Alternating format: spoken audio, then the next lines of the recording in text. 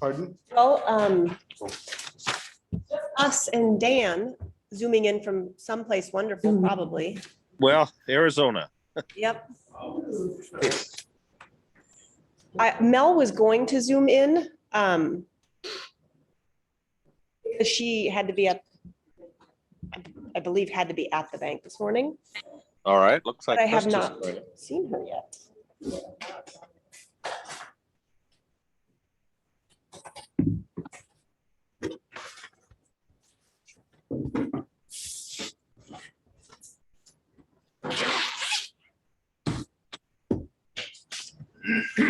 Jen, create a copy of the agenda. Oh, thank you.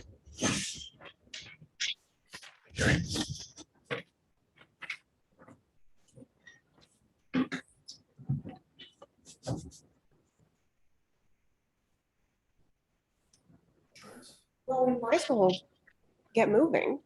I mean, we're recording it and Sure. people Yeah. do watch it. We get like 100 views, which feels Okay. kind of like we're going viral, but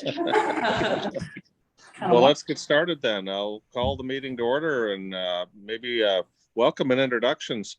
If for nothing else, for my benefit, because it's a small picture for me, let's run around the room and say who's here. And I'll start. I'm Dan Keyport, on the Chaska Depot building, and I'm president of the Downtown Business Alliance. I'm Michaela, City Council Liaison to the Downtown Business Alliance. Bob Moyer-Bolton, I'm a construction manager for 41. Elise Durbin, City of Chaska. Alan Niebling, Southwest Metro Chamber of Commerce. Jen Angel, Downtown Chaska Business Alliance admin. Irvin L. Chaska American Legion. Mike Wong, Chaska City Council. Nicole Krause, Communications for the Highway 41 project. Kevin Wright, Communications for the city. Greg Weber, I'm Bolton Mink. And then do we also have a couple others online? We do. Yeah, Chad and Brandy Dressen, Carver Junk Company. Kristen Hahn, Operations Supervisor, Chaska Library. And that is everybody online. Wonderful. So we have, as far as board members go, really just myself at this point, right? Yes. So let's not, well, I hereby bless the agenda and moving on. Treasurer's report, Jen. So treasurer's report stayed basically the same because all of my invoices for things that we're doing for downtown have just come in. So we'll take care of Wagner and we've got some squishy balls. We did the koozies. So we've got all that, but invoices are in now. I'm guessing there's a check in the mailbox when I head over there. So the change really was me, and then we'll add Q2 to that and we'll pay out Wagner and the other road construction expenses in the next month. And CDBA, hi, Dan, Krista's here. All right, yay. Oh, do we now have quorum? Is No. that- Oh, But we're closer, one body closer. And then CDBA is the same. Okay, all right. Okay, well, let's move on then. I have the a small screen, so I have to switch here. Current business. Let's start with, I don't know if that's Michaela today. With city updates, sorry. Yes. Yes. Since our last meeting, a couple of things, the council approved the Chaska Yards preliminary plat. So that's the Ernst House and that open lot there. So there'll be the preliminary moves to final. There'll be 4 units there, the Ernst House and then 3 others. So those will, in partnership with the CDA and in a land trust, that'll bring some more bodies downtown, have some more just housing that's a really good fit in downtown. So that was approved, the preliminary plat. So that's very exciting. Yeah. Question, Michaela, who's Yeah. doing that project? Is that the same people that own the Klein Mansion and that other building in Chaska? The other historic building?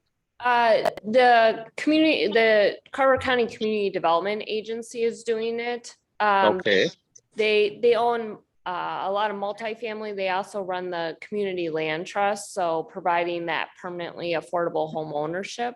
So I don't, who's the architect doing that? the architect is McDonald and Mack, and they're known for restoring historic structures. And they actually help to create some of the historic guidelines that are used around the country. So, and they are very familiar with Chaska. but in terms of ownership, then it's public ownership. It's with the CDA, is that right? It's actually private ownership. So it's a community land trust. So they sell the building and then the land is owned by the land trust per se. So by Okay. taking out the land value, that's how you make the building affordable. Okay,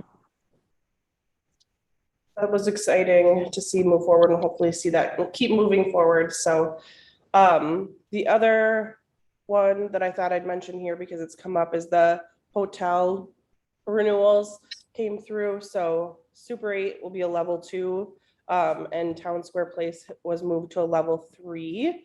And there's some different things that go along with that. And I'd recommend watching the council meeting because I think that the chief did a really good job of explaining what that all entails. But basically, kind of what that does is the enforcement of some of the things that they should be doing to make sure things are safe, basically, in the easiest terms, that we can hold them to that essentially. So things like maintaining a record of all guests, consulting with the police department for, inspection services, things like that.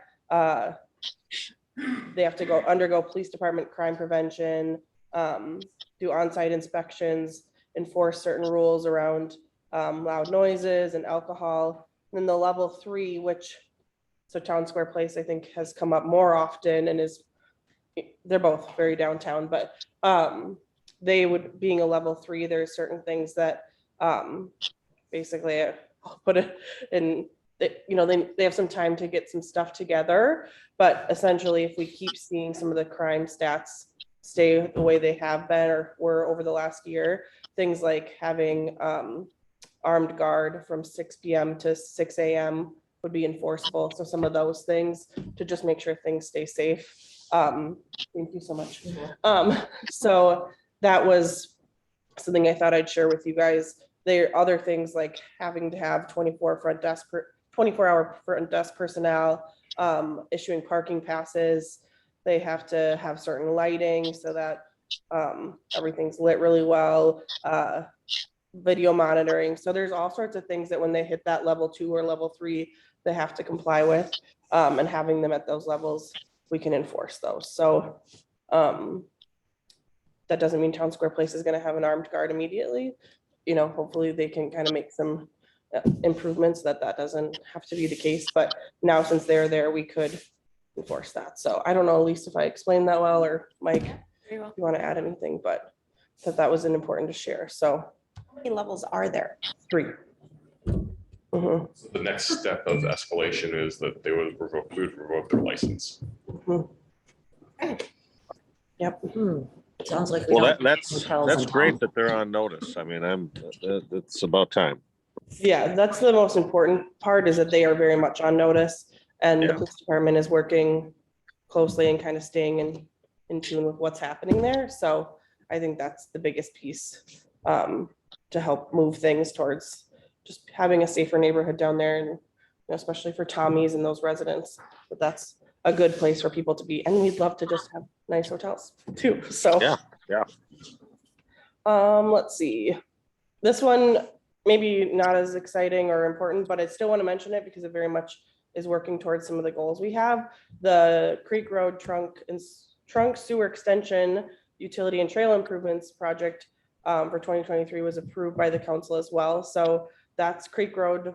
A big portion of it's becoming regional trail, which is always great. That draws people in to downtown and to Chaska in general. And then that sewer extension is important to continue growth in Southwest Chaska, which again brings more homes and people that will shop and eat in downtown. So that was approved. Excited to see that moving forward. it doesn't seem exciting to have sewer approved, but it is very much exciting, and a trail and things like that. So You have engineers in the room, so that's that, true. Yeah, so they'll find it exciting. exciting. Sewer's exciting. But yeah, I think those were the things, unless Mike or Elise, you have anything else? One thing to add, and I will apologize to the council members that you haven't heard this yet, but we have closed on the Chaska Building Center site. So that they haven't pulled their permit quite yet, but I think you'll see construction starting in the next month or so down there. So it's been a long time in coming.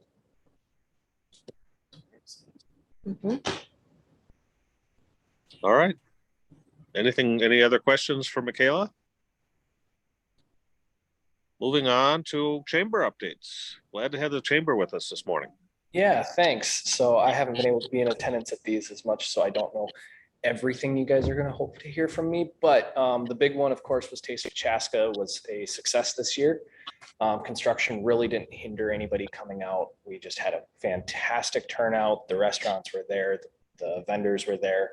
Everybody that participated as a vendor really had positive feedback for us. Really appreciate the partnership with the city as far as getting some of those resources out there for us.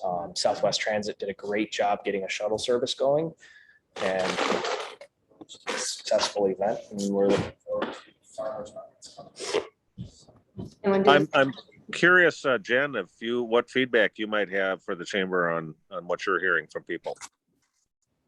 So it's particularly around the change of venue.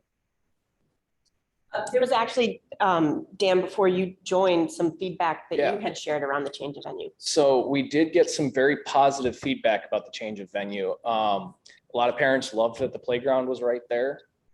We had a lot more room to kind of spread our vendors out. It didn't feel quite so tight in there. And there's some improvements we can make next year with the space that we have, just kind of widening some of those walkways and things like that. The other thing, I mean, they love the proximity to the water. Parking was actually probably a big improvement over past years as far as just having a few different lots kind of adjacent. So yeah, overall, we had very positive feedback on the change of venue. And we've got some real room to grow and expand this event there as well. That's great. I will share with you, I as well heard positive feedback. One of the real positives I heard was indoor plumbing. That was a big hit.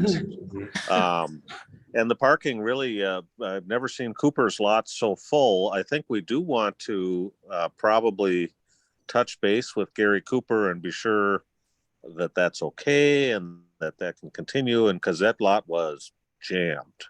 And I'm sure that had to have an impact on his business, whether it was positive or negative, I don't know, but I think we want to be sure that we have Gary on board going forward if we're going to stay at that location. So, but yeah, people love being on the lake. It was a nice venue. The band shell worked and it wasn't too loud, and a lot of positive feedback. Yeah, we should just be there. Yeah, everyone loved it. So, Oh, go ahead, Brandy.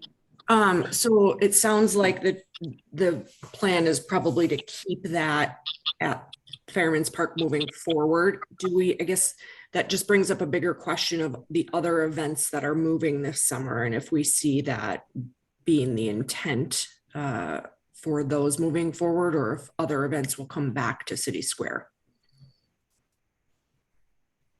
I can take a stab at that one. I think it's dependent upon each individual event. They're done by different groups. So I think it's kind of up to them to decide what they want to do going forward in the future.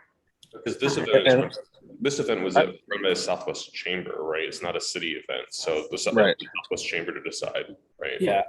Well, and I don't think the chamber went into this thinking, hey, let's move permanently. It was just, we have to move and let's just try this. And by golly, it was pretty nice. It worked. So there's no intent beyond that, I would say.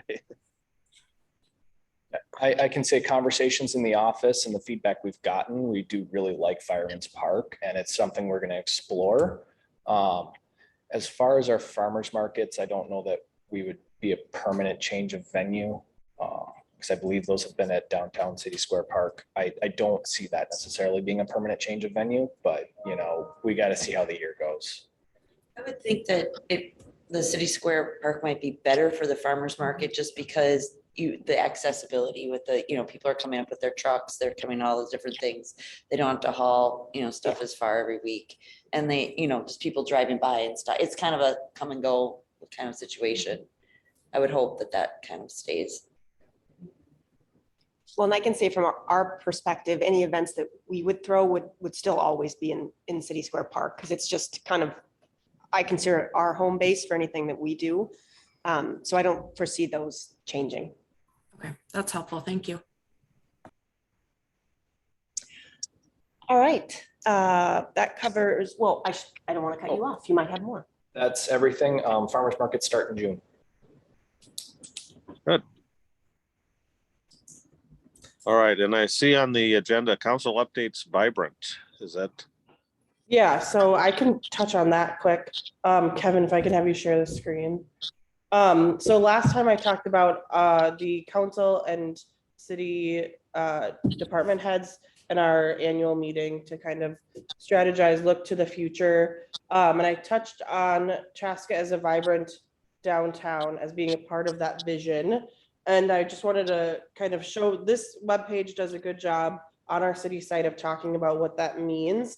So kind of, we do this annually, as I mentioned. There's the plan that goes with it. So there's a PDF. We don't have to open it now, but it is on there.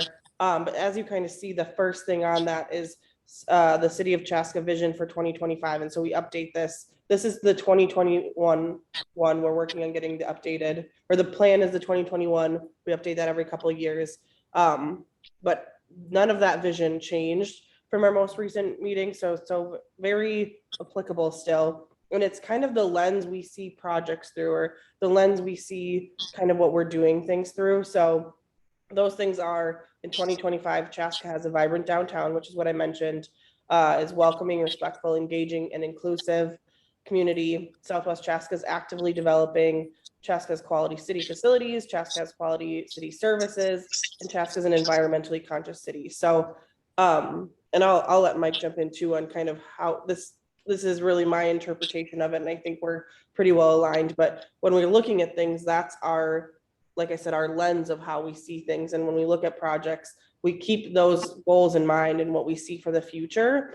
So when we're doing things, that vibrant downtown is an important piece of it. So when we look at investing back in downtown with things like the curling center, the project we're doing now, having it be locally led so that we can do things like the paseos and the regional trails that are going to attract people in, make it more walkable.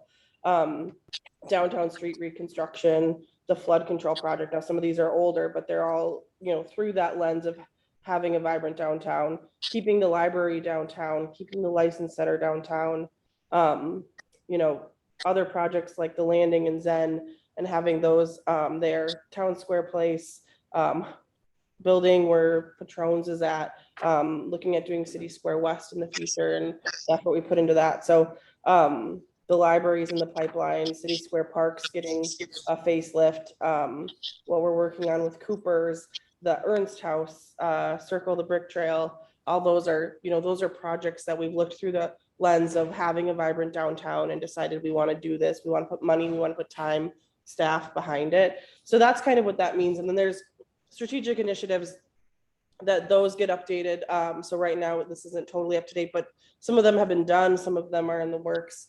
But when we talk about a vibrant downtown, that's kind of what that means. So in our council updates, that's when I include things, usually I'm looking at it through that lens of a vibrant downtown and want to update you guys on those things. So thought I would share that. Any questions on that? And Mike, do you want to jump in and share anything on that? I'll add just a little tiny bit. You know, I think you had pretty much, you know, everything spot on.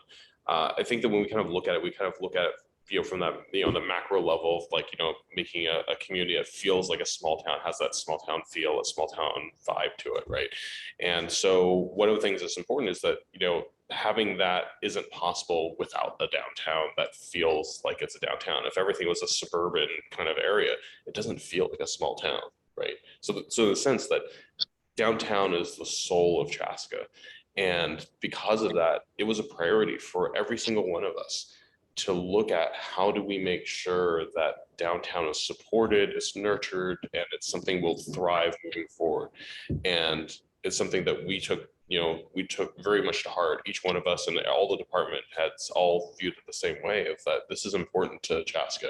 So it's baked into a lot of the vision of not just that core piece of the vision, but is baked into every one of those other sections, whether it's infrastructure, whether it's about community building, right? But it does have its own piece of the pie in saying that yes, downtown is important in addition to what it's baked in through the rest of the community. So downtown is critically important, but it's a long-term vision. So a lot of these pieces just take time to lay out, but every day we're trying to chip away at how do we lay another piece to that puzzle, building a foundation stronger and rebuilding it. So that's really kind of what the core of this is about, is like, what's the roadmap to get there? And what's that picture going to look like at the end? Right now, we kind of got a lot of the constructions underway, but I think that this is important to kind of keep in mind, that big picture focus of like, we're trying to get to that big picture. And we're going to keep moving a little bit at a time every day. Anything I missed? All right. I guess moving on then to new business. Is there any new business other than the construction, which I expect will consume our conversation to the end of the meeting? So I just had one thing. The Chaska Lions and the Chaska Rotary are doing a tree planting project, principally in Community Park, also a little bit at the ball field, Chaska Athletic Park. And that will be, we want that to be a community event. So we'll be promoting it on social media, and we're going to be planting roughly 60 trees, 1.5 to 2 inch caliper trees, with the help of the city Public Works and Park and Rec. And the planting event itself will be Saturday, June 3rd. Convening at 10 a.m. in Community Park, and that's where the bulk of the trees will go. And then we have a couple trees to go to other locations. So wanted to get that on people's radar. If you can attend, that would be fabulous. So anything else? No, I think we'll turn it over to road construction. All right. All right. Good morning, everybody. I have a presentation I can share here. We have a pretty good update here today. If you can see this.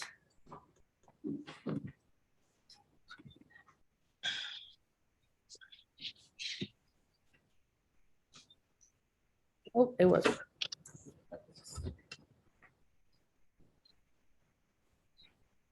All right. So we have a few updates here today for everyone, starting with the schedule. So as you all know, stage 3 is underway with the bridge closure and the Highway 4161 intersection. That stage began on May 1st.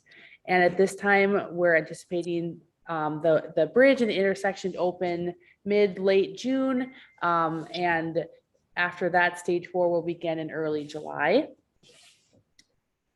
Work to date. So as you know, we've had some work at the Walnut and 61 intersection with the storm sewer and a bunch of utilities there. That intersection is now reopened, as you all know, if you've come into downtown today. Storm sewer work is still underway in that regard.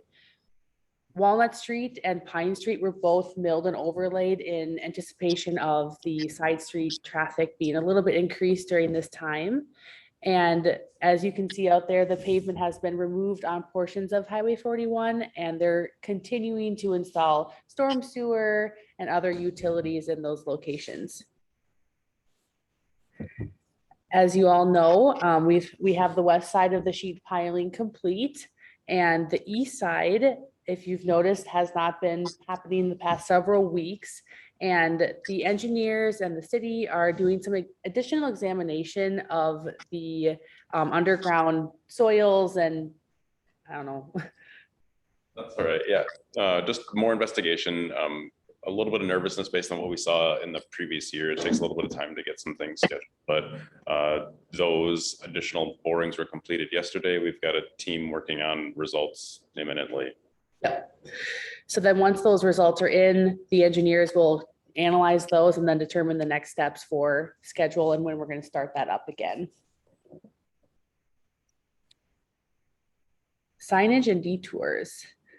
So one key thing that we've been working closely with people through feedback and just through our initial planning is making sure that we have ample business signage to lead people to downtown, to let them know that when they're seeing these signs, if they're looking to get downtown, they don't have to take the detour. They can still come and visit and get to their businesses or other locations.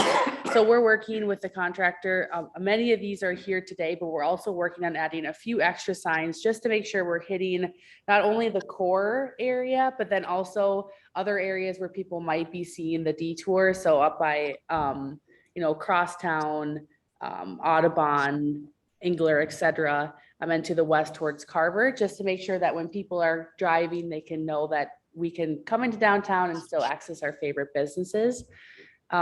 Feel free to reach out to myself or any one of the team members here if you have a sign request as far as, hey, maybe it would make sense to put an additional notification here. We're open to the feedback, and we've been tweaking since this phase started 2 weeks ago.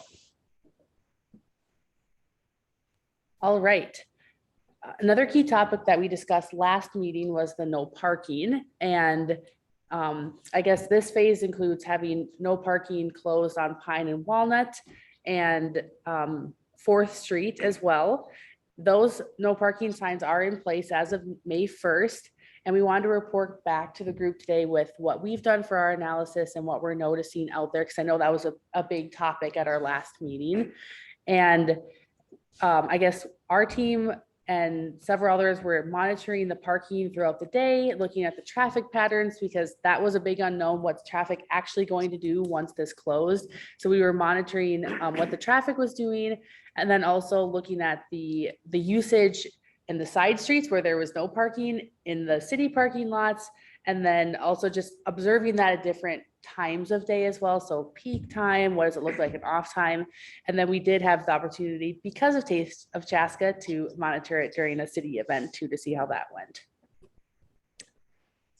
So here were our observations, and I'm sure we'll have more discussion as a group on this after. But week one, we really noticed a huge learning curve. We were noticing people still parking in the no parking areas, and people were kind of confused or not quite used to it yet because it was so new and different. So our team met with local law enforcement here and talked through our strategy for how we can help educate people on the new parking changes rather than, ticketing, because we want to make sure that people, aren't getting penalized, and we can work with them because it is new, it is a different setup. So we've been working with them to put some educational flyers on windows with information of where there's no parking right now, where the city lots are available, and just help people kind of get up to speed with these new changes. And we did notice that the city lots were pretty underutilized in this first week. Once again, it was a big change, and we think that people weren't quite aware of where they could be parking. So that was kind of our first week observation.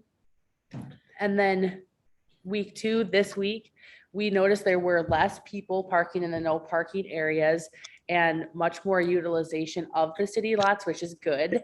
I think people were starting to find their way, if you will. And I know, Elise, you've been working with the DMV, because that was probably the largest area we noticed where people just were parking where they shouldn't be. So Elise was working with them to, I guess, I don't know if you want to give an update on that, but just kind of working through where their employees can be parking and making sure we're getting that street clear, just so traffic can continue to move through and encourage their customers and employees to park in their parking lot or other locations. So going forward, we're in week 2. Like I said, we're going to continue to monitor. I know, Greg, you've been out there looking at usage, and others on our team, and city staff, the contractor, the police department, just to work together to continue to monitor. Is there enough parking available? Are people complying with no parking signs? We'll continue our educational campaign with local enforcement and continue to promote the city lots. And I guess as of now, we're continuing with the current plan so that we can promote consistency from this phase to the next phase, which will begin in late June. So that's kind of the update on parking. I do want to pause here because I know that we've all been experiencing different things and open it up to some discussion here. This is Brandy. I've got questions. What I didn't hear was any differentiation between the traffic patterns that are coming through around 61 and onto 4th and everything south of that. There are very different things happening in those parts of town, and there's very little traffic south of 4th Street on those side streets. And so I'm surprised to see a blanket decision to keep all of the no parking in place. And also, not all of the city lots are underutilized. Ours has been full. We have already had customer complaints about inability or lack of parking, even during midweek when we've been at the store to meet people. So this doesn't all hold true for all parts of downtown. That's good feedback, Brandy. I appreciate that. I don't know that I know that lot has been full. Hopefully the lines that we added are helpful. I'm happy to follow up with you specifically afterward too. I think so I gave all of this feedback to Elise last week. Okay. So I'm surprised to hear that this is a surprise to you. And I was told that people were monitoring multiple times a day between the city and Bolton and Mink. And this is, again, I specifically asked to discuss this piece at the meeting. So I'm surprised to hear that that's not, there's no. Probably just hasn't come up yet. Oh, and that's fine. I think, again, open-mindedness. I'm not sure that, I guess I'm not sure. I need to find out a little bit more. Okay, so you guys have not observed that there is a very different pattern to traffic? No, I would agree. Okay. Yeah, I would agree that it's south of 4th. It's just local traffic beyond that point. Right. No, I agree with that very much. I will say that 2nd Street is typically pretty full as well. Would you agree? Yeah, the parking is, but the traffic on what I'm talking about specifically is the no parking on Pine and Walnut. There's very little traffic. I haven't monitored Pine because I don't go that way, but on Walnut in particular, between 4th and 2nd, I'm not an engineer and I'm not a safety, traffic safety person, but it doesn't appear any different to me than it used to be in terms of traffic pattern. Everyone is turning on 4th. That's coming around that. So again, it seems like we're making a blanket decision based on a specific part of downtown. And I'm surprised to see that because we are seeing a major parking impact. There also has not been follow-up on, I shouldn't say there hasn't been follow-up, there hasn't been action. The boat in the parking lot moves spots every day. So I'm assuming that they're trying to get away with it's not here for 24 hours because they slide it into the parking spot next to it. In the parking lot, there's cars that are parked there over 24 hours. There's been no enforcement of any of that. And I still haven't heard any follow-up on the potential for putting non-business specific, but business parking signs in that lot or on 2nd Street. And I know that other businesses have come to me and said that they've asked for the same thing and have been shut down. And I think, Bob, that was something you were going to follow up with from the last meeting. Yep, it is. Brandy, I can address your questions about the boat and the residential parking. This is a public parking lot. We can't tell residents they can't park there. I didn't ask for that. And we've had this conversation already. It's the over 24 hours parking. There's 3 to 4 commercial trucks that sit there and haven't moved. They're collecting dust. My dad lives on Oak Street and got a parking ticket for his boat that was there for like 2 days. No, more than that. It was like a week or whatever. He got an actual ticket for it. So there's enforcement around town, but for some reason there hasn't been in this law. There is enforcement there. the police chief and I did walk the site on Monday and had a discussion. They are doing exactly what the ordinance allows. They have worked with these folks multiple times. They know the rules. And at this point in time, you know, as they're monitoring and enforcing essentially the ordinance, they're going out there, they're chalking the tires of the vehicles so they know when they move. And so there's nothing that is not being enforced down there. The citations The have been folks issued. that you're concerned about are meeting our city ordinance. The police department knows the sensitivity of this issue and they continue to monitor it very closely. You may see it differently, but this is what they're seeing and they are enforcing it. So, you know, I citations guess have if been you have continued concerns, we can certainly, you know, connect you with the police department. But again, that is the message I've been given. I would love that connection. That would be great because like I said, the boat, the boat has a flat tire. They're rolling it from spot to spot to get around. And that meets the ordinance. They have to move it and they move spots. And again, the police are aware of this and it's meeting the ordinance. Okay, who do we need to talk to about changing the ordinance? I will follow up with you offline. That would be fantastic.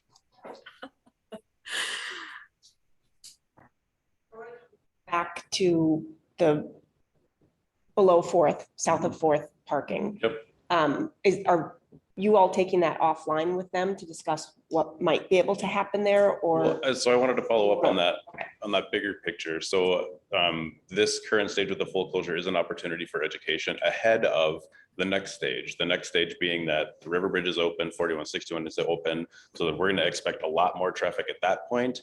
You know, and you know, taking this as an opportunity to educate people so that we don't run into issues then, and obviously trying to mitigate safety concerns at that point means that we have to do it now.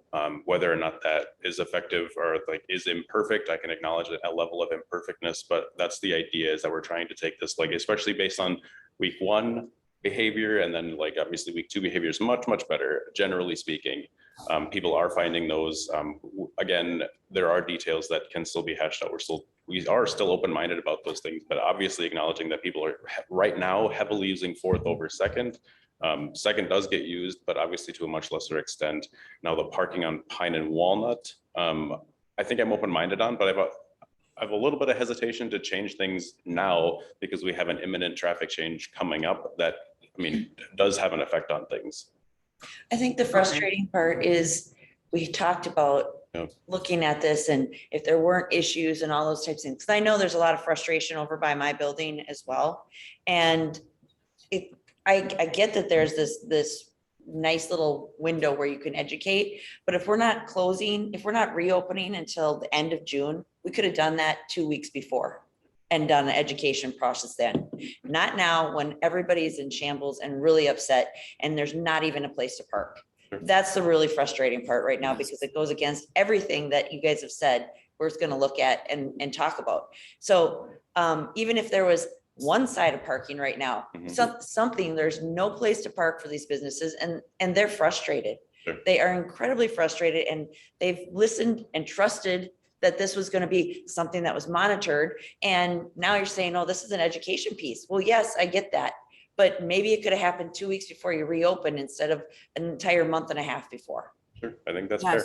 I completely agree. And, you know, we just saw a slide about the focus on a vibrant downtown and that being the lens that you view everything through. 6 weeks is a long time for us to potentially have access to our business and non-parking issues. It doesn't feel like a long time to you guys. It's an educational component, but that is traffic we are missing, customers that aren't coming in because they can't park. That's a huge deal to small businesses. And it absolutely defies everything you just said about having the lens of a vibrant downtown. Randy, let me just also add to that. I'm fully in agreement with you and Krista and what you just said, because the message that we got earlier was that, we would reevaluate, assess if there weren't any safety concerns, we'd consider reopening and allowing more parking, right? It wasn't about education to continue. If there was a discussion earlier says, no, we want to use this period for education, that's a completely different conversation, right? The conversation you always had was businesses need the parking, they need the access. And 6 weeks, that's a mortgage payment, right? That's a rent payment, right? This is survival right now. So 6 weeks, that's a long time for these businesses, because we're not talking like Target, we're talking, these are family run businesses. So to me, this is like changing the message midstream. This is not fair to those businesses. Well, we have a meeting after this meeting to continue the parking discussion, so we will follow up. I'll just, I'm going to say this and then I'm going to mute for the rest of the meeting, but every single thing, we had the message, come to these meetings, you will be heard. The city is listening. The city is doing everything. Every single thing we have asked for has not happened. Not one thing that we have brought to the table. We've brought ideas, we've brought concerns, all of it, you're listening, but not a single thing has come to fruition. So I've heard the message that the city is going above and beyond for the businesses downtown, and yet this continues to happen. It's really demotivating, does not feel collaborative, and I don't see the point in continuing to have these discussions and attend these meetings, to be honest. I'm sorry you feel that way, Brandy. I mean, I think from a staff perspective, we are listening to you and we are evaluating every piece. The council has told us to, from your suggestion about being flexible on the signage, we've opened that up. We're giving free grants for signs. And we continue to evaluate everything, not, I guess, from our perspective, we aren't taking this lightly, and we are putting, I spend 80% of my time working on this project, and I have a bunch of other projects in the community. And I would tell you that there are a ton of staff members who very much feel the same way. And so I understand from your concern, but I just want you to know, and I'm sorry for being emotional, and I understand this is an emotional topic for you all as well, but to sit here and to be like, I guess, told that we're not doing anything when we are spending a ton of time on this and looking at everything very carefully is frustrating. And when we ask you all for suggestions, we aren't getting feedback. And so we're left kind of hanging. And so I guess when we ask for, feedback, we'd love to hear more. When we ask, Nicole, put up, business access signs, take a look at that. Please provide us additional feedback. We don't know. We see it from our lens, but we want to hear more. And when we put this out there and we don't hear anything back, that's frustrating for us too. So again, I apologize for being emotional. And I know this is emotional for everybody, but we are stepping up. And so to say we're not doing anything is extremely frustrating for us to hear. So I want you to know that.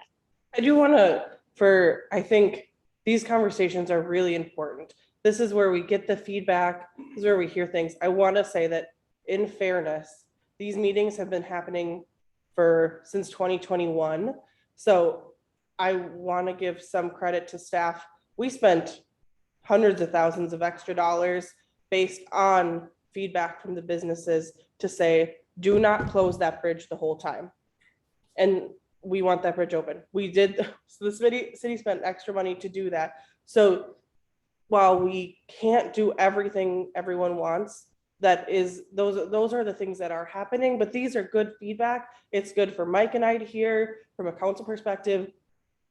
I don't have any phone calls or emails.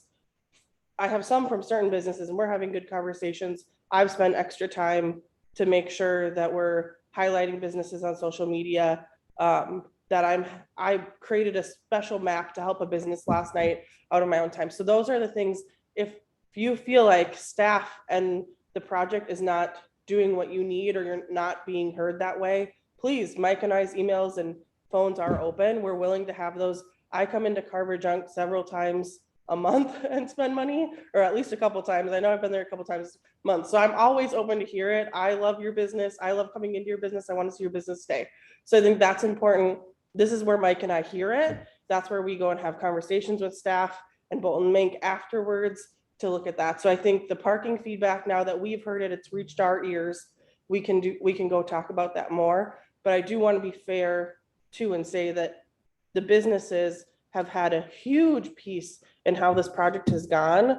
We put more on the residents to bear a little bit more burden on traffic past their homes to make sure the bridge can stay open. We're happy to do it. I'm not complaining. I'm glad we're doing it. But I do want to just say that. But I think I hear what you're saying, and I think it's important. And we're absolutely going to have those conversations with staff afterwards to make sure that parking feels right. And I think that, but I want to be fair too. So I know it's emotional. I know it's hard. I've certainly had emotions too, reading Facebook and hearing how worthless I am. So, it's an emotional thing. So I just want to close this up a little bit too. So week one, we acknowledge, was pretty rough all around. Took some time to figure things out. Week two was better. And then at the end of week two, where we are today, we have this meeting and have this opportunity to kind of talk further, have an opportunity to debrief and have those discussions. And I think the feedback is loud and clear. We have to reanalyze some things and we'll go from there.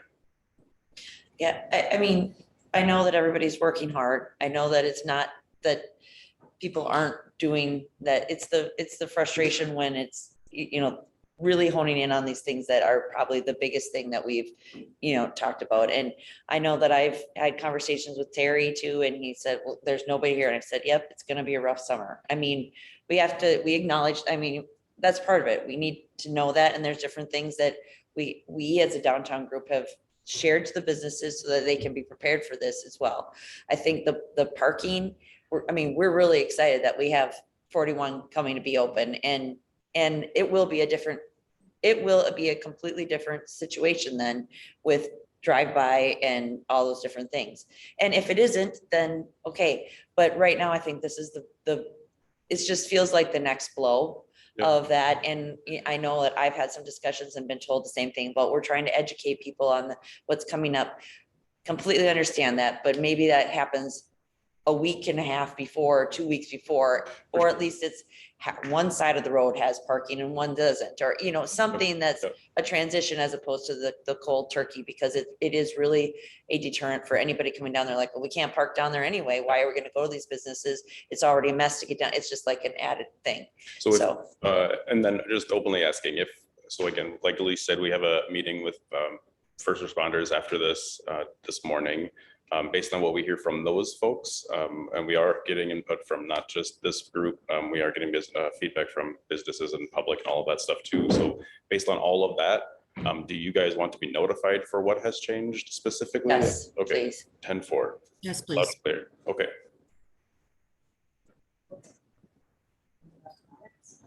I'd say, the key thing here is that, we meet once a month, right? But the problem is that for the business owners, it's every single day. This is their life, right? This isn't just another project. This isn't just another, thing that has to get done. This is their lives in many cases, right? This is everything. Their mortgage is dependent upon their kids, all this stuff. So, well, for many of us, this is a job. This is a project. We can't look at it that way because people are depending upon us to keep the streets open, to keep the traffic flowing, to keep their businesses open. We need to look at it from that lens. And, and I know that staff has been doing a really good job trying to, work through this, but, it's hard, right? But we need to do a better job of, trying to, help these folks like bridge that gap to at least get to the end of summer, right? And that's what we need to do because, for residents too, safety is important, right? But we're getting squeezed on it. Mikhail and I, heard from a resident the other day, and it's hard. It's hard to hear that, but at the same token, we need to do everything we can to try to find a better balance because I think everyone will in this room will acknowledge the balance isn't there yet. Yep. Right. So and that's part of that analysis and loud and clear. All the feedback is loud and clear. We got you. So our next step, like we say, we have a meeting after this. We can talk through that, discuss changes. I don't know. We can get back to you as soon as we have an answer with this. We don't have to wait till next month. We'll, send out an email maybe through Jen or coordinate just so we can send an update as soon as possible. I always use your Friday update to then put all the content back out there again. So whatever decision happens there, I'll include in that email. And then Brandy, we'll make sure you get that email, but we'll make sure directly to you all too. And same with you for Terry. Brandy, Chad, don't hesitate to reach out to Michaela or I in the meantime. I mean, this is something, it doesn't have to wait till the next meeting in the month. If there's something that's, bugging you, reach out to us, reach out to Nicole, reach out to Elise. I mean, we'll do what we can in the meantime, or maybe if there's things that can shift in the midstream, I think we want to do that. It's, trying to figure out how to do it. And it's, in the midst of like these 100,000 other things are all happening in downtown right at the same time. Yeah, I get it. And, none of this is intended to be my business needs the focus, right? I'm hearing things from others near us. It is everything that you said. Michaela, I completely appreciate your perspective and thank you for shopping with us about the things that the city has done. I don't want to take anything away from that. It's just, having an outlet for feedback and then feeling like something is changing as a result of that. And we haven't seen that. So I appreciate that you're going to all come back after this, that you're listening about this aspect of the parking. Let's see what happens. And Mike, I will take you up on that. Thank you.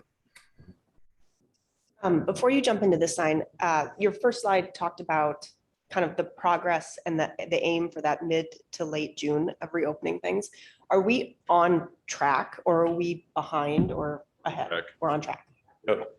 So the last meeting, we were looking at a lot of utility conflicts and there still are, but it feels like we're still on track.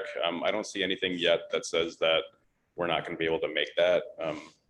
There are a couple ideas for how to do that. And then like kind of that rollout of the next stage is kind of like a big thing on our current radar of, not just from traffic impacts, but for parking and, if there are details of our work that has to get done while traffic is on there too. So some of those logistics that are still very much on our mind.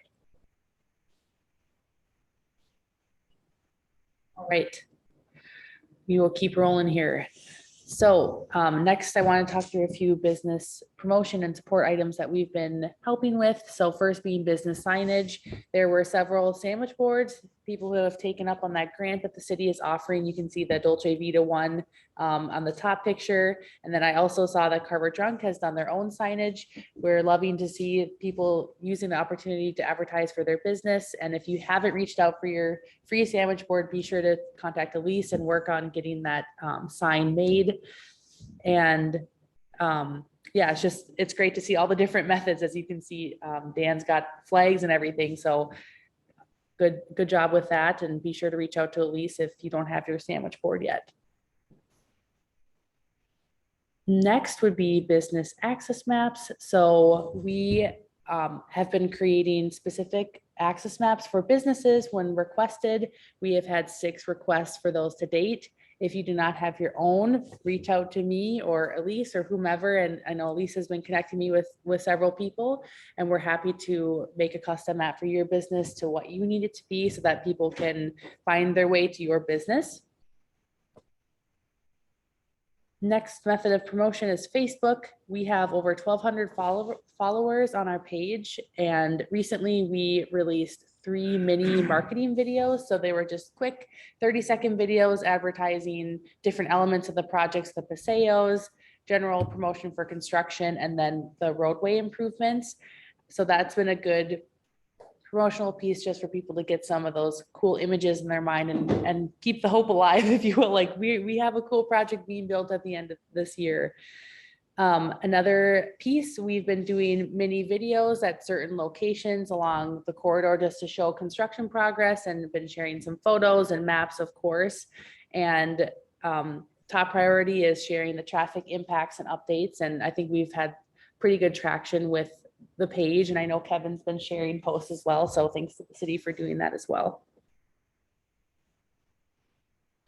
Email and the Herald, we also have over 1,200 subscribers to our email list, and we have a 55% open rate, which is actually remarkable. As someone in the industry, usually you see closer to 30, 35, but we consistently have been seeing around about 55% open rate for our emails, which is good because that gives us the weekly update and any upcoming traffic impacts. Over the last month, we sent 5 emails. And in addition to that, we're also working on getting into the Herald. I know, Jen, you're probably going to give an update on this, but working with the Herald on the monthly flyer and just making sure we're getting in people's physical mailboxes as well as their digital. In addition to this, we've been doing a number of different in-person engagement activities. We specifically met with the Landing Apartments and had a community meeting there, as well as Zen, to discuss the schedule and the parking impacts that will be upcoming in that location. We also attended the Senior Expo on April 19th. And Greg has been meeting with businesses one-on-one as needs have come up, whether it's, I don't know, water or whatever it may be. He's been walking around and making sure we're connecting with people, and he's always available to come meet at your site if you have any questions or concerns. Can I ask a quick question? I heard from just one business as we were chatting casually that they felt like they had a lot of people and they weren't sure who to listen to. And I was like, Greg, sorry, Greg. I said, Greg, listen to Greg. I'm like, obviously, right, I know, but I was. Can I tell my wife you said that? Right. Yeah. I'm like, or a city, but I don't know if I guess other businesses are feeling like they have a lot of people coming in. They're not sure what to listen. I don't know, but I don't know if there's I think that, Greg, you've been going around in it might person. be the contractors coming. I don't. Yeah, and you're absolutely right. I think that does come up where there's a sense of urgency with maybe one particular property where a contractor will, need to address something where they'll go in and make contact. Sense of and say, hey, urgency thing. Okay. We're going to turn the water off and then turn it back on in 15 minutes. Rather than contacting me to take or to make that delivery of that message, I think they do that sometimes. But I've really tried to make my cell phone available that if people have confusion or they're uncertain, call me. And I'll do my darndest to get back as quickly as possible with the correct information. I did say Greg, or I said, use the number if you're like concerned or aren't sure you're getting like differing messages, you can use the number too. So I'm surprised that somebody was, I guess I'm not surprised that somebody has a lot of saying that they're receiving a lot of input, but at least that the message should be clear. So our contractors know that if they do anything with a homeowner, especially for water sewer, they follow the city's process. It's the same process. This was a business, to be clear. Okay, that's fine. Yeah. Businesses as well. Ultimately, we should all be on the same page, and if we're the messaging should be very clear. We talk about it every week. Yeah. Okay. Good. Well, that was the message I gave back, and I think I when we talked the other day, I didn't hear any more on it. So okay, that's good feedback. Thanks. City event coordination. As we all know, we just had the Taste of Chaska, and that was a good first big case study just to see how things went. And we are happy with how people were able to park and find their way. We are continuing to monitor and making the contractor aware of city events. We have a list of them that we're going to be sending to them just so they're aware of them, so they can button up the site, make sure parking's available, and just make sure things are in the best condition as these events start to occur in the downtown, including farmers markets, etc. So what's next? Right now we're in stage 3, as you know, started May 1st. We're anticipating that the bridge and the intersection to reopen in mid to late June, weather permitting. And then we will be in the stage 4 configuration, which you see here on the screen, which includes closing, or I guess 41 will remain closed from 61 through the river bridge. People can come through on First. They can use the 41-61 intersection to navigate through downtown. And then 4th and 2nd and 61, at least 2 of those 3 crossings will be available at all times. And this is how it will stay largely until November-ish. And we don't know quite what it looks like as far as maybe reopening certain blocks if they're available, but we will keep you updated on that once progress continues in that regard. Fourth Street, there's no parking on 4th Street either, right? Correct. Correct. All right. Yep. Thank you. Yep.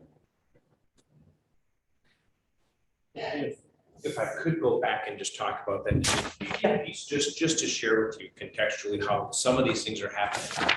A good example is apartment complexes. There are some where they're saying we would prefer to communicate with our residents, and there are others that are saying, no, we would rather communicate with our residents as management. So I think to justify an inconsistency, but point out how there can be some inconsistencies with some of these businesses where the property owner is saying, my preference is to communicate with my tenant versus, no, I would prefer you communicate with the business, if that makes sense. No, that's helpful to know too.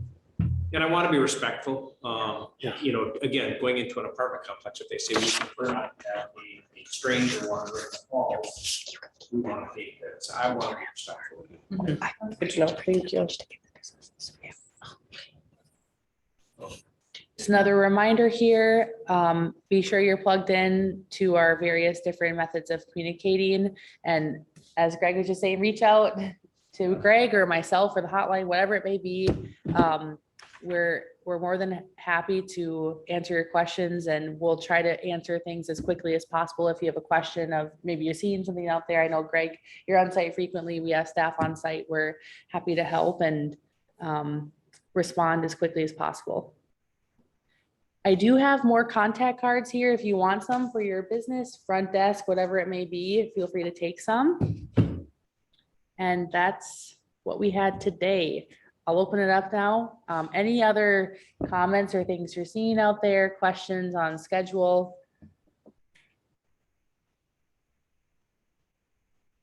So I think we were talking about the parking situation earlier. So I know that, you've mentioned that, we're gonna go back, take a look at that and lower more in depth. What's the time frame that we can expect to kind of get some decision? Right now is a good time to make some changes.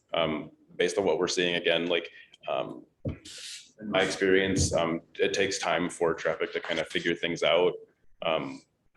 We can move quickly, but we wanted to move quickly with consistency as well. And not just consistency on our end, but consistency with traffic patterns too. And I think we have enough consistency now to move forward to really look at some of those changes. And, it's one of those things I think that, it's like our challenge is that it's not like we're, building a highway where we're, talking like years or months of settling in and things like that. Right. And so it's almost like everything's very compressed in a much smaller area. So, that time for consistency, and I appreciate where you're coming from with that. But, it's also the trying to balance that with but at the same token, there's a need to. Yeah. Like you said, it's a balance, and it feels like at this point we're a little bit imbalanced. So we need to bring things back to where everybody's a little more comfortable. Rebalance back to the force. Yeah, let's do it. Yep, sounds good. So I expect that we'd hear back from you guys in the next couple days, so to speak. Okay, yeah, because I'm sure that business owners would very much appreciate that. So. Yep. Anything else? Okay. That's all I had. Okay, nothing else? All right. Yes. Well, thanks, everyone. Our next meeting is. Oh, wait. Oh, no. Hold on. I still got to talk. Oh, okay. Jen's like, I had to wait to the end. It's 7 a.m. in Arizona. Doesn't mean you get off so easy, Dan.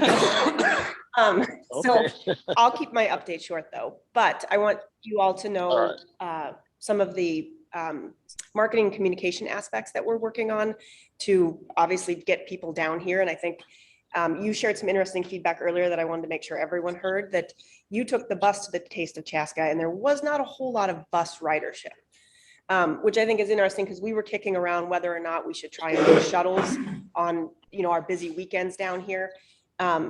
So that was good feedback. I don't know that it'll sway if we do it or don't do it, but I think we've been tied to marketing too, because when I went to look at, I said, okay, well, I'm going to take the bus down there and give this a try. So okay, let me find the information for the bus. I had a hard time finding information. I was searching all over social media trying to find it. I found something in Southwest Transit, but it was kind of like vague. Oh, we'll be doing some stuff at Chaska. Well, when? How often?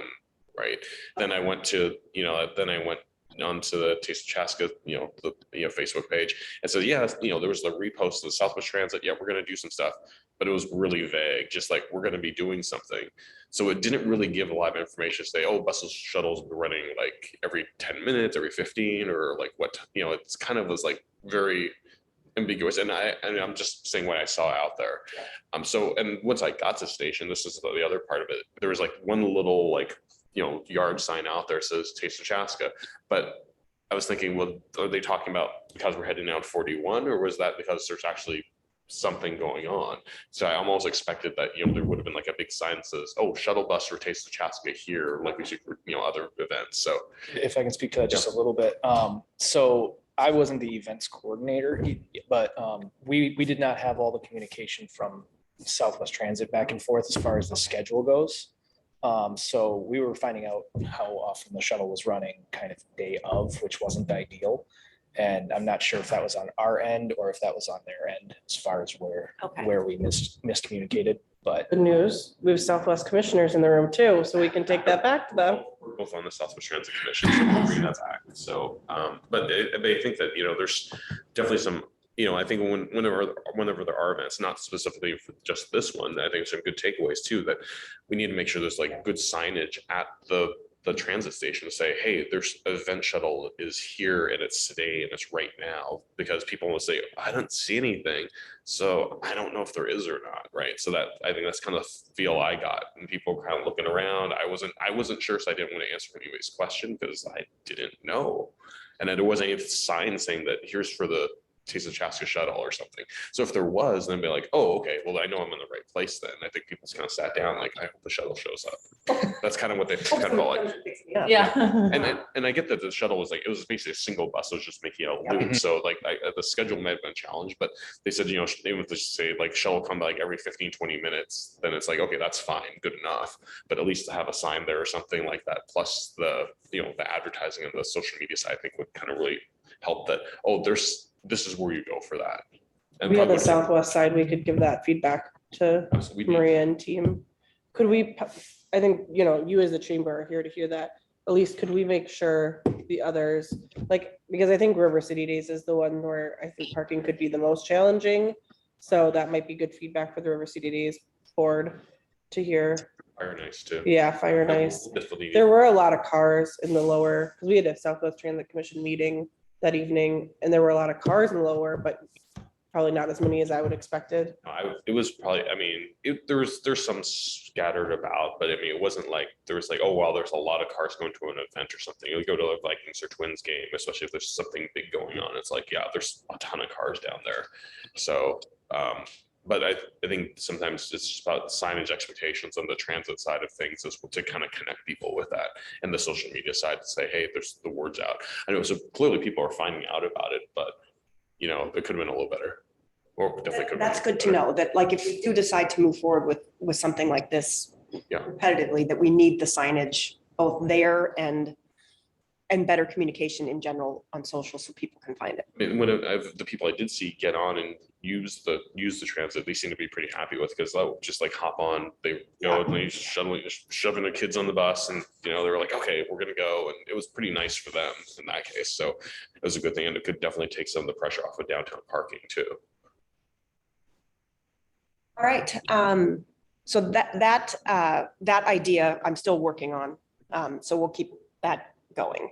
Krista's got this month's mailer that went out in the Herald, and then I printed copies that I'll distribute to the businesses too, so that they have some.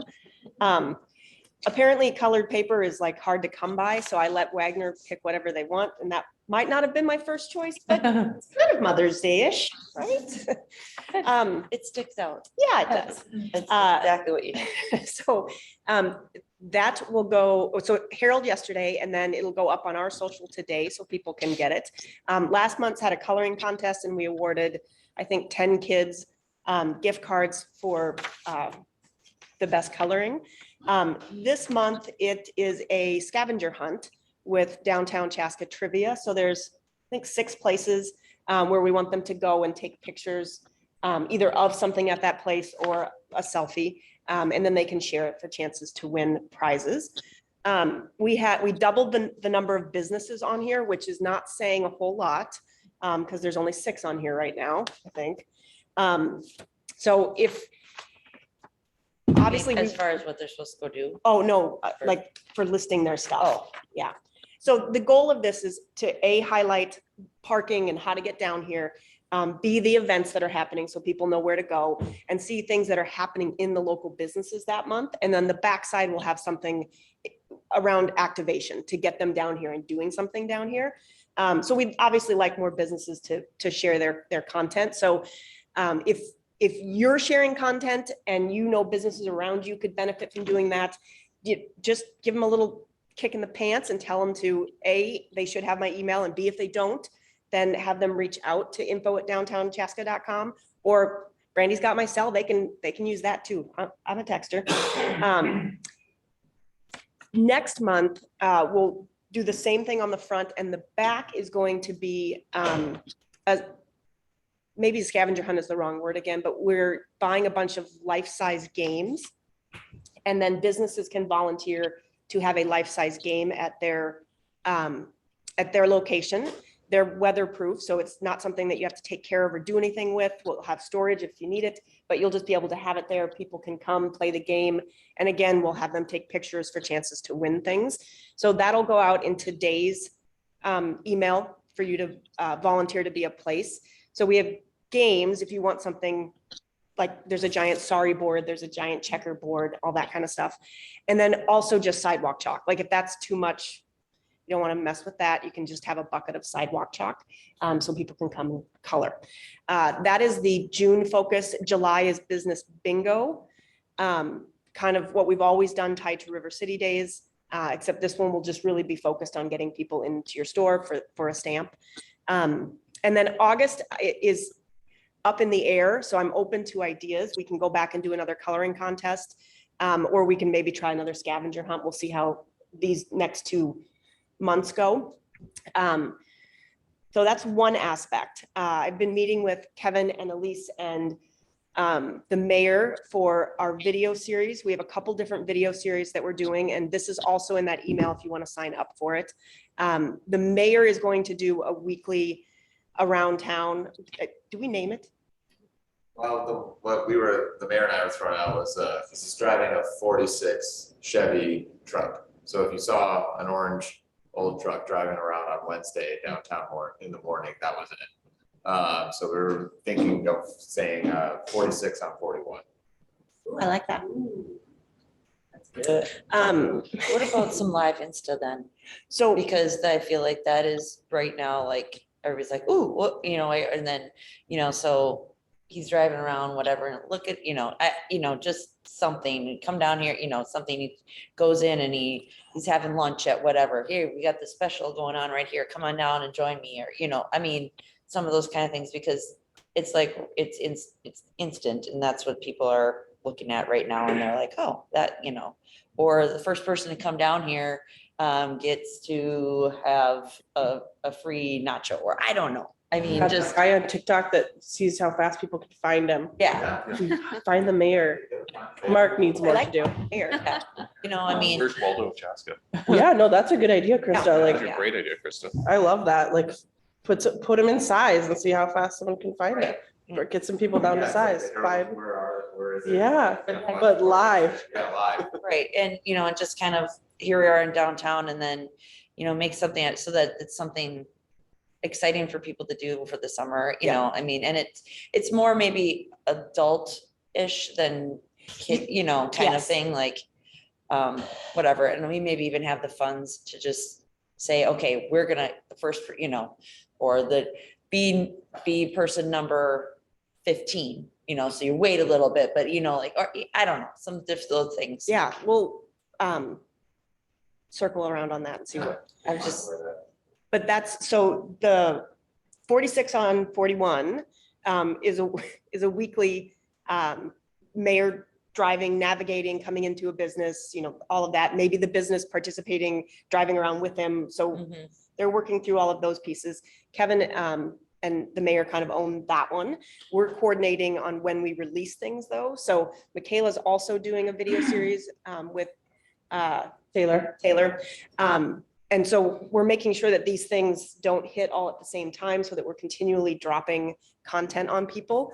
And So the ones that we do, which are, You could do a James Corbin with the mayor. That's Like what I said. doesn't I was- fit yeah. it. Yeah, That's what just- we're doing. They, you know, have a business person like, so, you know, whatever. Yeah. Kind of thing, or just a resident, or, you know, just the different through Yeah, that's- downtown. The idea is to kind of start close to the It's- project and then have the business owner be in the car with the mayor and then kind of drive from there to the business.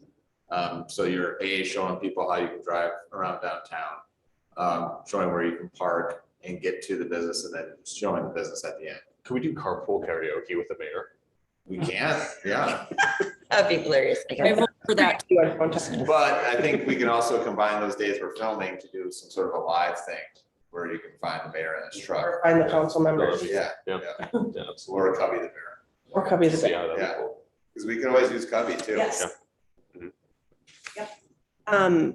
so that's one aspect of content. The other is that Orange Ball is, you might remember we used them in the past to record some business specific videos that live on our website, and then the business could use them as well. They're gonna do a longer video, about 2 to 3 minutes, featuring every business that signed up. So again, that's an opportunity for a business to sign up. There's no cost. John will coordinate with the businesses to come in and do a quick recording of who you are, what your business is, and then a little bit of extra content that he'll build out. And then that piece will be something that the business can use and that we'll use as well to highlight how great it is downtown.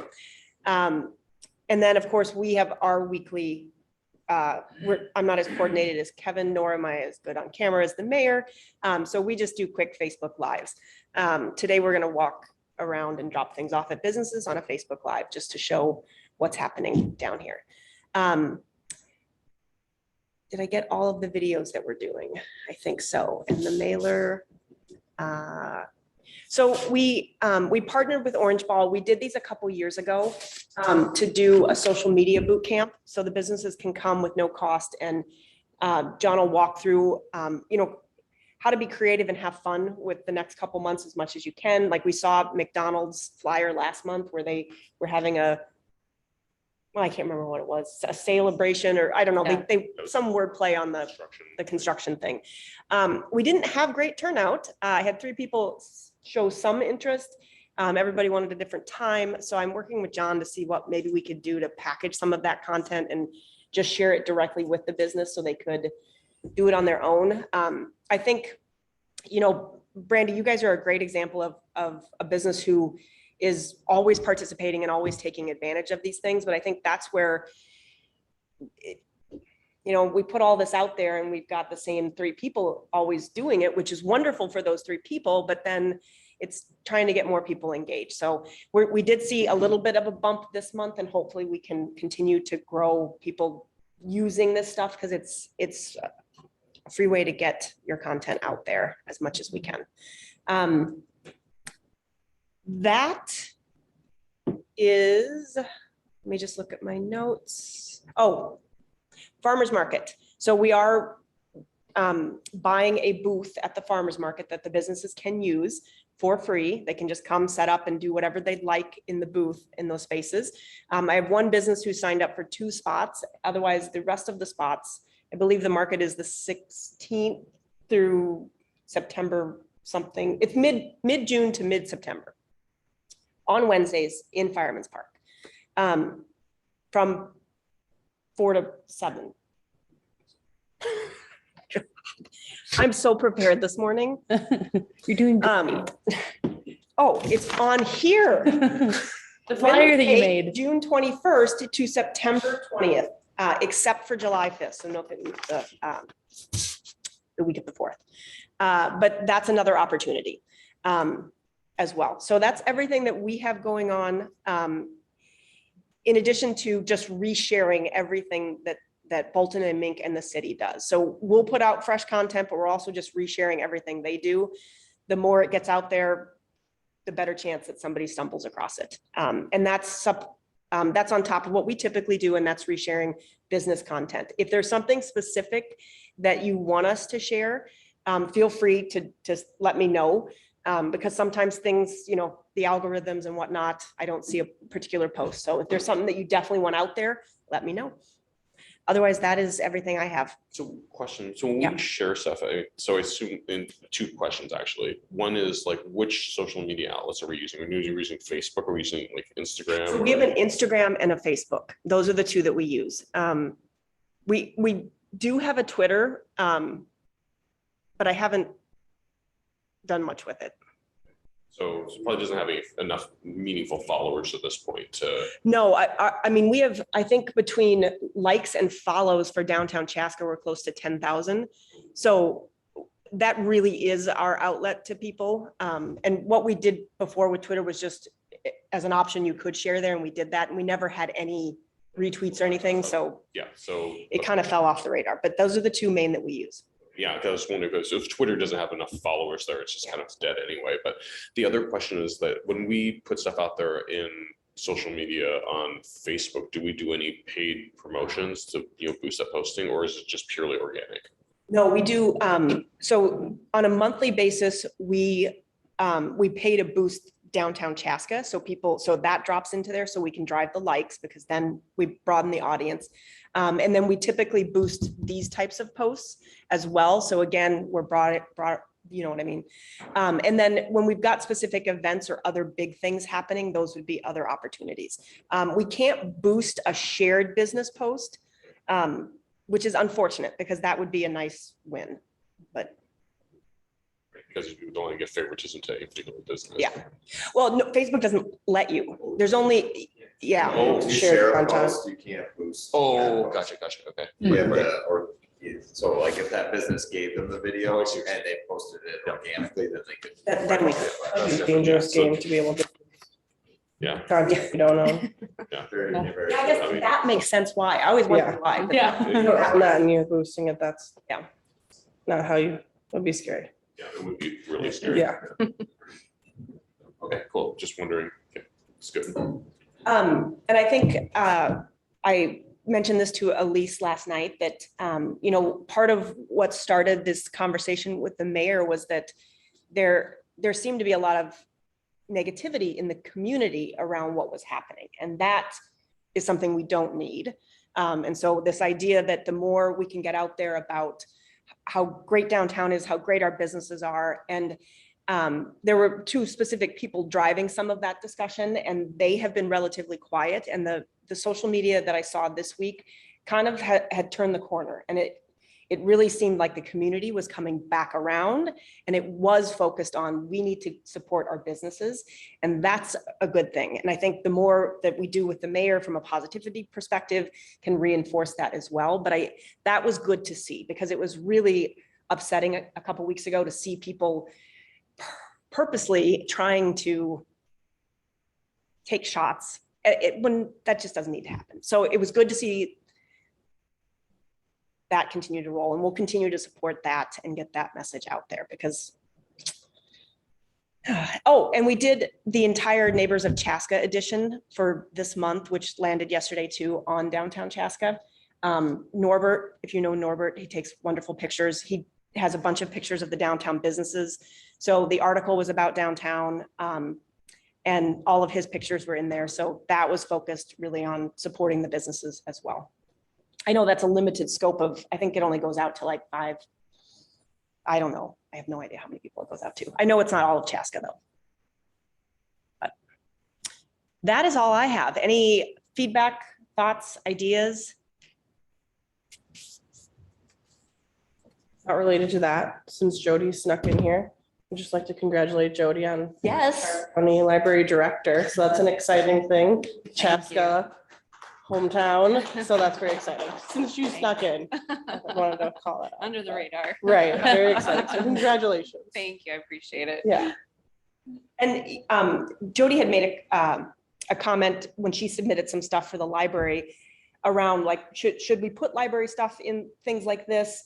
Because I don't want to take away from the businesses. And our feedback was, Absolutely. Like the goal is to get people down here and get them moving around down here, whether they come for the library and then they walk across to Chaska Market, or they come to Carver Junk and realize there's something going on at the library. Like that's what we want, is just to get them down here. Because once you're down here, and there was some great posts on this last night, people were like, it really wasn't that bad to get down there and get around. So I think once you're down here, it does kind of look like a movie out there though. Like, do you ever get weirded out when there's not a lot of traffic and it's just like barren down there and you're like, it's kind of creepy? Or maybe that's just me because I'm a prepper and yeah. So yes, and anything that's happening down here, we want to highlight.